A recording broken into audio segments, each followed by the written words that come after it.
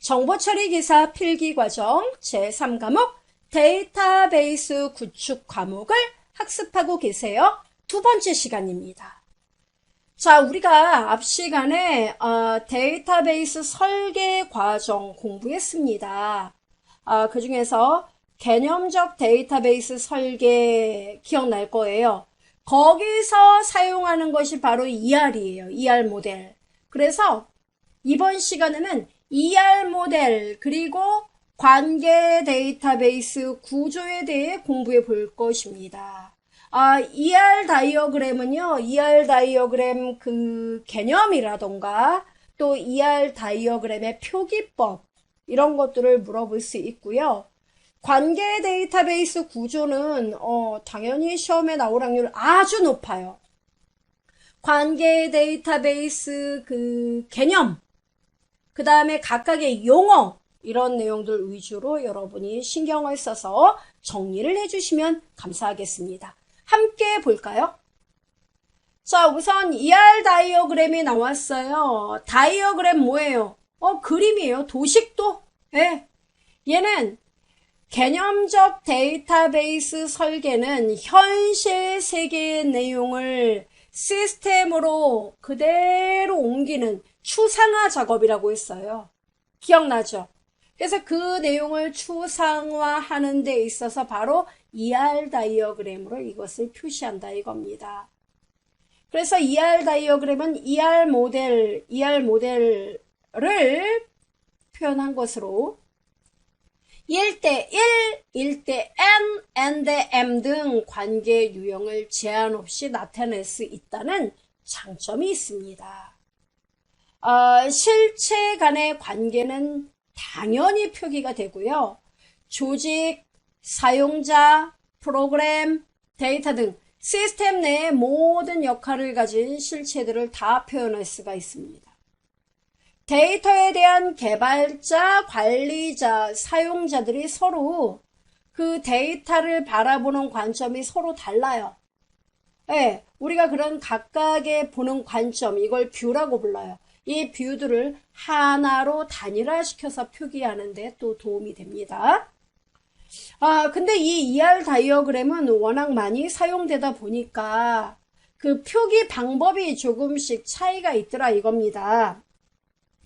1976년도에 피터 첸이 이 ER 다이어그램을 처음 이제 제안을 했어요. 그래서 피터 첸 표기법, 가장 우리가 익숙한 게 피터 첸 표기법이고요. 그 다음에 정보공학 표기법이 있고 또 바커 표기법 이렇게 있어요. 종류가. ER 다이어그램 결과는 같지만 이제 표기하는 방법이 다르니까 그 뜻도 여러분은 조금씩 알아둘 필요가 있다는 거죠. 자, 우선 피터 첸의 가장 일반적인 ER 다이어그램 도식화가 나왔습니다.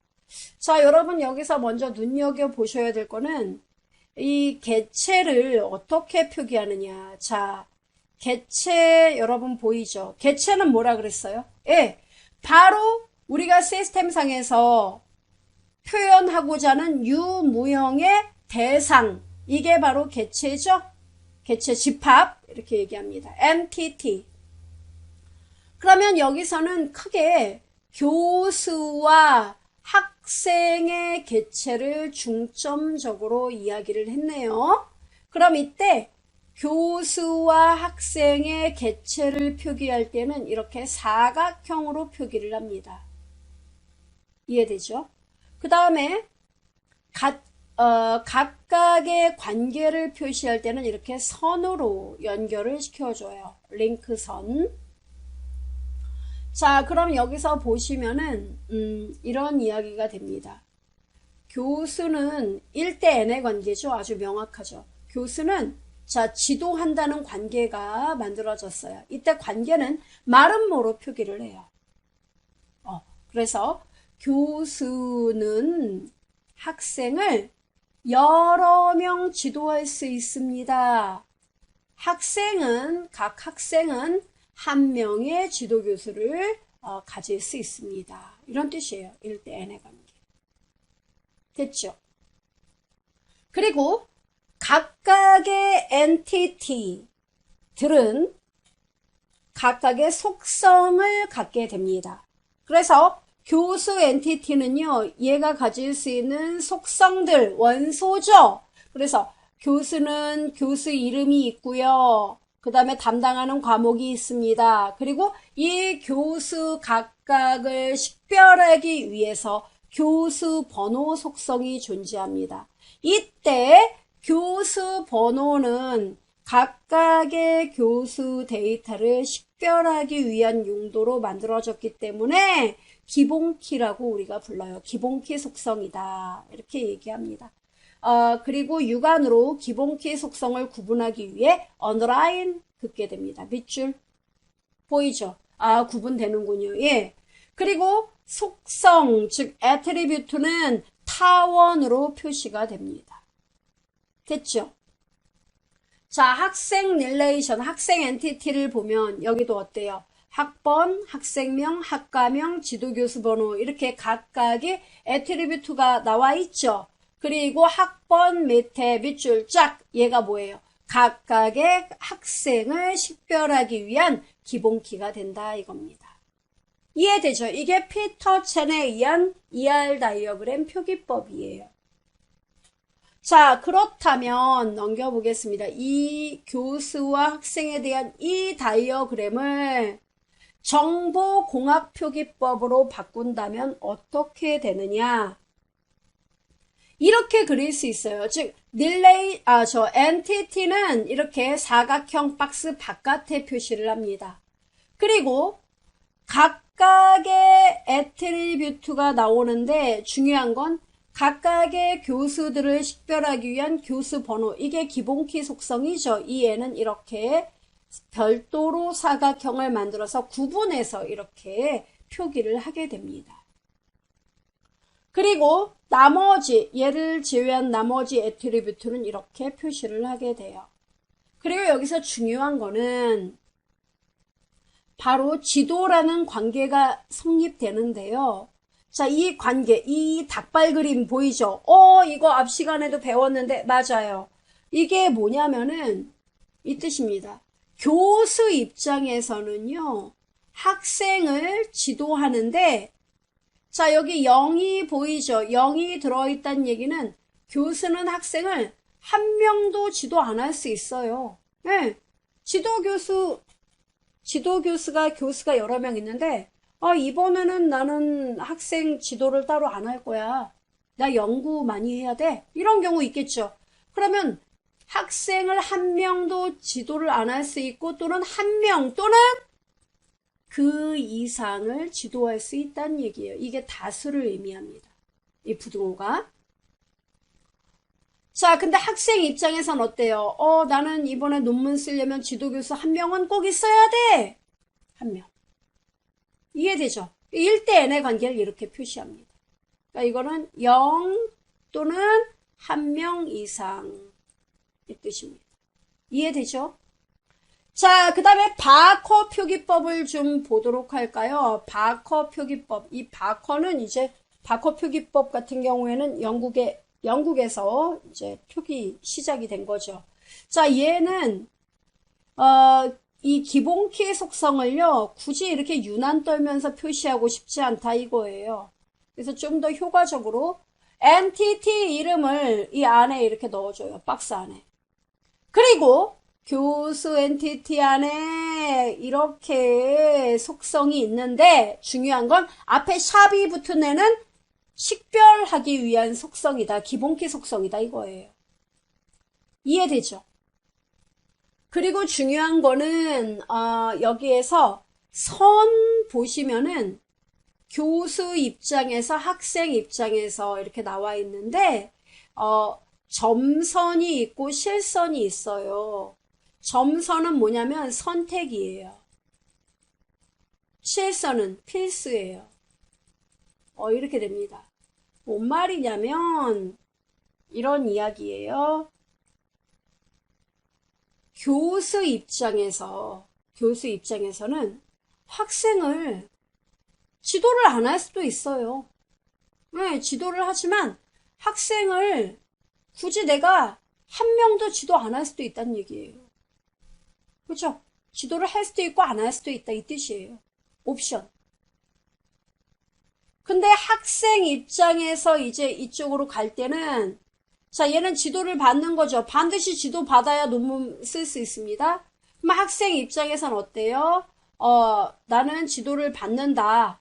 이 얘기입니다. 한 명의 교수로부터 반드시 지도를 받아야 돼요. 그리고 교수 입장에선 어떻습니까? 지도를 하는데 안 할 수도 있고 어때요? 하면은 한 명 또는 그 이상 지도를 할 수 있다는 얘기예요. 그럼 여기서 핵심은 뭐예요? 점선, 실선, 이게 핵심이죠. 그리고 실선이고 또 여러 개 이렇게 표시가 되면 어떻습니까? 네, 이렇게 되면은 반드시 교수는 이제 뭡니까? 학생은 지도를 받아요. 그죠? 받고 어떻게 됩니까? 교수 입장에서는 지도를 할 때 여러 명 지도를 할 수 있다는 얘기죠. 한 명 또는 그 이상. 됩니까? 그렇게 기억을 하시면 됩니다. 자, 이게 바커 표기법이에요. 그러니까 문제가 되게 세부적으로 출제가 되면 여러 가지 표기법들이 나오니까 그 표기법들을 잘 기억을 해 두실 필요가 있습니다. 예. 그래서 눈여겨 한 번씩 보세요, 한 번씩. 그러니까 시험이 내일이에요, 내일. 내일 시험이에요. 그러면 오늘 그냥 가볍게 잊고 있다가 오늘 한번 봐도 돼요. 그러면 시험 보는데 지장 없어요. 자, 관계 데이터베이스 구조로 들어갑시다. 여기는 또 시험 잘 나와요. ER을 공부해야 돼요. 데이터베이스 구조를 공부해야 돼요. 이러시는데 시간이 없다. 관계 데이터베이스 윈! 이렇게 말씀드리고 싶어요. 자, 얘는 릴레이션이란 말 나오죠. 릴레이션, 테이블 이 얘기입니다. 자, 테이블이라고 불러요. 얘는 테이블을 릴레이션이라고 하고 이 릴레이션의 구조를 여러분이 먼저 알아두셔야 되는데요. 릴레이션은 크게 릴레이션 스키마와 릴레이션의 스키마에 대해 각각의 값이 구체적으로 표기된 릴레이션 인스턴스로 구성됩니다. 이 그림을 보시면 사원 릴레이션이 나와 있어요. 그러면 이 각각 사원 번호, 이름, 즉 이렇게 생각해도 좋습니다. 여러분 이 개념에서 이들 각각의 속성들이 만들어지죠. 이들이 결국은 릴레이션의 애트리뷰트들로 이제 좀 정제가 돼서 이렇게 들어간다는 거죠. 그러면 사원 번호, 이름, 성별, 부서명 이 애트리뷰트가 나온다 이겁니다. 이러한 애트리뷰트는 릴레이션을 구성하는 핵심 역할이죠. 따라서 이 릴레이션 스키마는 구조라고 우리가 얘기를 합니다. 그리고 이 구조 안에 사원 번호에는 0001번, 이름에는 황재영이, 성별은 남자, 부서명은 기획관리 이렇게 구체적인 값들이 애트리뷰트에 들어가죠. 이 구체적인 값들, 이들 각각을 구성하는 이 데이터 집합 이것을 릴레이션 인스턴스라고 불러요. 보통은 릴레이션의 인스턴스는 고정되어 있을까요? 아니면 변동적일까요? 변동적이죠. 왜? 이 인스턴스 값들은 새로운 사원이 이번에 들어왔다. 그럼 어떻게 됩니까? 사원 번호 00004번 해가지고 이름 등록하고 성별, 부서명 등록하겠죠. 그 다음에 또 이번에 부서가 발령돼서 새로 다른 부서로 갔어요. 유지의 씨가 기획관리 아니에요. 재고관리예요. 그럼 이렇게 바뀐다 이거예요. 이런 식으로 인스턴스의 내용은 변동적이다라고 말할 수 있습니다. 됐죠? 자, 그리고 릴레이션의 이제 구성. 여러분, 이 말들은 전부 다 시험에 다 나오는 말들로 구성되어 있습니다. 알아둬야 돼요. 릴레이션 구성. 먼저, 열의 이름.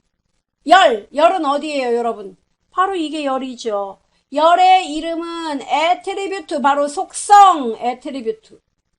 그럼 여러분, 애트리뷰트가요. 사원번호, 이름, 성별, 부서명 나왔는데 사원번호가 또 나오면 될까요? 안 될까요? 안 돼요. 그래서 열의 이름인 애트리뷰트는요. 절대로 중복돼서는 안 된다 이겁니다. 즉 애트리뷰트 이름은 모두 달라야 된다 이겁니다. 그리고 애트리뷰트 순서는 어떻게 될까요? 이름, 성별, 부서명 이 순서 반드시 지켜야 될까요? 아니에요. 사원번호 다음에 성별, 이름, 부서명 이렇게 나와도 상관없어요. 됐죠? 그러니까 한 릴레이션을 구성하는 애트리뷰트의 이름은 모두 달라야 되고 이때 애트리뷰트 순서는 중요하지 않아요. 애트리뷰트를 그런데 구성하는 각각의 값들 있죠. 애트리뷰트를 구성하는 값들 요런 애들 이게 값들이죠. 성별을 구성하는 값들. 그럼 이 값들은 어때요? 중복되는 게 당연히 있겠죠. 이렇게. 그렇죠? 그래서 애트리뷰트를 구성하는 값은 동일한 값이 있을 수가 있더라. 그 다음에 행의 이름은 튜플로. 여러분 여기 사원번호 0001 이름 황재영 성별 남자 부서명 기획관리 보이죠? 이 각각은 튜플로 하나의 레코드를 의미합니다. 됐죠 여러분? 튜플이라고 불러요. 그럼 여쭤볼게요 여러분. 여기서 튜플의 개수는 모두 몇 개입니까 여러분? 튜플의 개수? 튜플의 개수요? 네. 한 개. 이거 전체 한 개, 한 행, 한 줄 이렇게 부를까요? 그 다음에 여기는 두 번째 줄. 여기는요. 세 번째 줄. 그럼 튜플의 개수는 모두 몇 개? 세 개. 그쵸? 그러면 이 튜플의 개수 세 개를 그러니까 튜플의 최대값이 3이에요. 그쵸? 여기 릴레이션에서는 이것을 뭐라고 부르냐면 카디널리티라고 불러요. 이 사원 릴레이션의 카디널리티는 3이다. 이렇게 얘기한다는 거죠. 튜플의 개수를 카디널리티. 튜플 뜻도 이해하죠? 여기도 마찬가지예요. 튜플 사이의 순서는 없다 이거예요. 003이 여기로 나와도 상관없다는 얘기죠. 003 유지우 여자 기획관리 이렇게 먼저 나와도 된다는 얘기예요. 그 다음에 정말 중요한 건 이거죠. 릴레이션을 구성하는 이 튜플들은 각각의 사원들을 식별하기 위한 용도죠 여러분. 맞아요? 그러면 이 각각의 튜플들을 구분하기 위해서는 우리가 그 구분하기 위해 사원 번호라는 속성을 일부러 넣은 거예요. 그렇죠? 그래서 릴레이션을 구성하는 튜플들을 유일하게 식별하기 위해 속성들의 부분 집합을 즉 사원 번호 또는 사원 번호와 이름 이렇게를 식별하도록 따로 뽑아서 식별할 수 있도록 하는데 이것을 우리가 키라고 한다는 얘기예요. 키. 이 키는 우리가 다음 시간에 이제 배우게 됩니다. 자, 그래서 속성들의 부분 집합을 키로 설정한다. 뭐를 위해서? 식별을 위해서. 그 다음에 여러분 애트리뷰트 수. 자, 사원 릴레이션의 애트리뷰트를 봅시다. 애트리뷰트 보면은 어떻게 됩니까? 하나, 둘, 셋, 넷. 네 개네요, 네 개. 맞아요? 이 애트리뷰트 요 네 개, 이것을 그 릴레이션의 차수라고 불러요. 디그리 차수. 그럼 여러분 이 사원 릴레이션의 디그리 차수는 몇 개입니까? 네 개. 애트리뷰트 개수라고요. 이해되죠? 자, 그 다음에 또 여러분이 알아야 될 게 뭐냐면 도메인이라는 말이 나와요. 도메인은 이 성별을 보면은 성별 이 애트리뷰트의 값들 보이죠? 이게 값이에요. 그럼 이 성별이란 애트리뷰트에 올 수 있는 값의 범위, 값의 규칙, 이것을 우리는 도메인 이렇게 얘기를 해요. 규칙이요? 예, 그렇죠. 만약에 데이터를 보다 안전하게 여러분이 등록하기 위해서 성별은 남과 여만 오게 됩니다. 이렇게 규칙을 만들어 놓으면은 남, 여 이 두 개의 데이터 이런 데이터만 입력이 되고 이 외의 데이터가 들어오면 에러가 나도록 한다는 거예요. 이게 도메인 규칙이, 도메인 무결성 규칙이라는 게 존재해요. 그래서 여러분 이 도메인이라는 건 결국은 이런 그 규칙을 정의할 때에도 사용이 된다는 겁니다. 그래서 도메인 뜻 알아둬야 돼요. 애트리뷰트에서 표현 가능한 값의 범위를 말하더라. 됐죠, 여러분? 그래서 이것도 별표하고 기억해 주시면 되겠습니다. 자, 이렇게 해서 우리가 체크 포인트 문제를 이제 풀어봐야겠습니다. 1번, 릴레이션 특성으로 적합하지 않은 것은 이렇게 나왔어요. 틀린 거죠? 중복된 튜플이 존재하지 않는다. 어때요, 여러분? 그건 무슨 말일까? 이러시는데 중복된 튜플이라는 거는 이거 오해 없길 바랍니다. 여기서 설명드릴게요. 튜플이 여러분 이 한 줄이 튜플이죠. 이 내용이 완전히 똑같은 게 또 있다 이거예요. 이런 거 있을 수 있느냐 이거예요. 예, 만약에 기본키라는 것이 설정되어 있다면 기본키는 뒤에 가서 배우겠지만 식별을 하기 위한 용도이기 때문에 절대로 똑같은 값이 있을 수가 없어요. 따라서 이 완전히 사원번호부터 부서명까지 완전히 중복된 튜플이 있을 수가 없다라고 봐야죠. 그래서 존재하지 않는다. 맞다고 봐야 돼요. 그 다음에 튜플 간의 순서는 없다. 맞지요. 그 다음에 속성 간의 순서가 있다 그랬나요, 제가? 속성도 순서 없다 그랬어요. 답 몇 번이에요? 4번. 그리고 라번에 모든 속성 값은 원작 값을 갖는다. 이렇게 나와 있는데요. 원작 값이라는 건 뭐냐면 더 이상 쪼개지지 않는 거. 네, 더 이상 쪼개지지 않는 거. 더 이상 뭐 분해될 수 없는 값. 단일값. 이걸 원작값이라고 불러요. 됐죠? 그래서 모든 속성값은 원작값을 갖는다. 맞는 말입니다. 우리 이름이 있습니다. 이름이 예를 들어 홍길동이에요. 그게 더 이상 이름에다 홍길동 썼는데 이걸 뭐 어떻게 대중소 분류합니까? 자음모음 나눠요? 아니, 이 자체가 원작값이라고. 됐죠? 자, 그 다음에 여러분 2번 문제 봅시다. 한 릴레이션에 포함되어 있는 튜플의 수를 뭐라고 하는가? 여러분, 릴레이션에 포함되어 있는 튜플의 개수 뭐라고 부른다고요? cardinality. 나번이 답이에요. 그럼 여러분, 차수는 제가 뭐라 그랬어요? 한 릴레이션을 구성하는 애트리뷰트의 개수를 차수라고 했던 거 기억나죠? 알아둬야 돼요. 도메인은요? 그 애트리뷰트에서 표시할 수 있는 값의 범위, 애트리뷰트 값 범위. 됐죠? 그래서 답 4번입니다. 자, 3번 문제 보도록 합니다. 릴레이션에 대한 설명으로 옳지 않은 것은 이렇게 물어봤네요. 자, 모든 튜플은 서로 다른 값을 갖고 있다. 어때요, 여러분? 맞는 것 같기도 하고. 그럼요, 당연히 맞는 얘기죠. 튜플은 서로 다른 값, 중복이 안 된다고 봐야죠.